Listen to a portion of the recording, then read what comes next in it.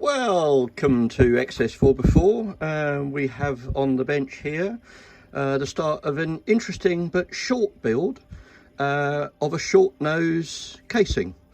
We're going to peg it, so we're going to put our special pegging plates in there, drill it and tap it and paint it and build it up.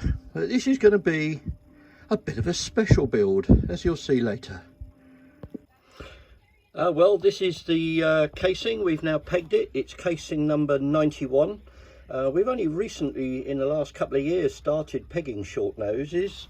They're not a diff that I particularly admire. I think there's some serious issues with it. Although it's got a short pinion, it's got a very thin crown wheel, and those tend to flex and break. There's a few other problems with these as well. It is not a replacement for the Salisbury, which I hated with a passion and dreadful to work on. It's just not anywhere near the strength of a Salisbury, but we can make this a lot stronger, and this is going to be a very special build. So now we're going to clean the case up and start building it. So just about ready to build. One peg casing, that doesn't make it special. There's a nice P38 110 ATB which we've machined down for pegging. It's nice and special, but that's not why it's special. We have a genuine brand spanking new Land Rover crown wheel and pinion. That makes it very special, but that's not why it's special, and neither is the fact it's got a genuine dry flange and not a patterned one, and all Timken bearings and a super flange. None of that makes it special, but you'll see in a minute why. And here's a short nose diff carrier.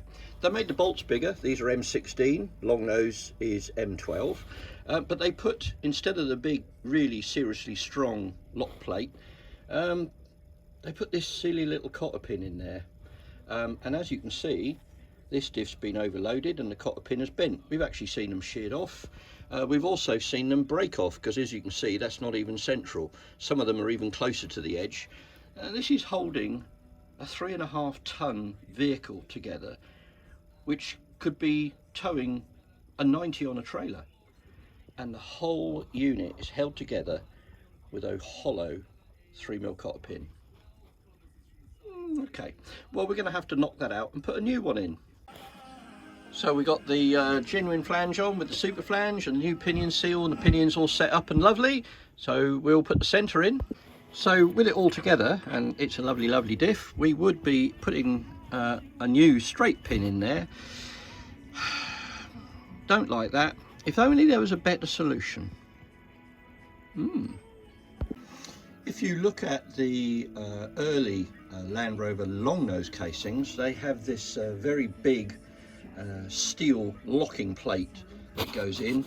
We actually have our own made. This is made out of CS80, which, you look it up, is a really strong metal, and they're ground to be a perfect fit.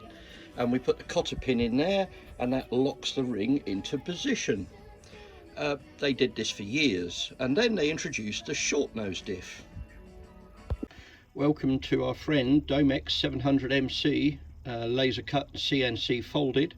We've got a top plate, we've got two little towers, and we've got our CS80 ground and engraved locking tab. Got any guesses what's coming? And this is why this diff is special.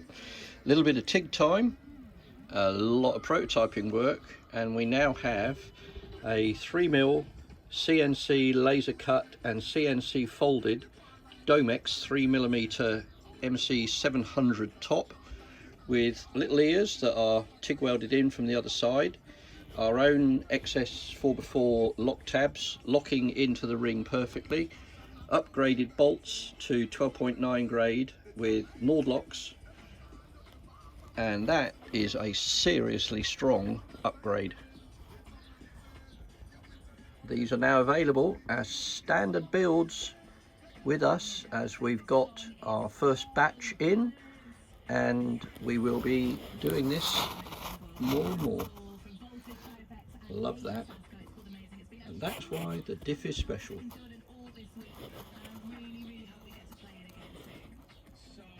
Thanks for watching.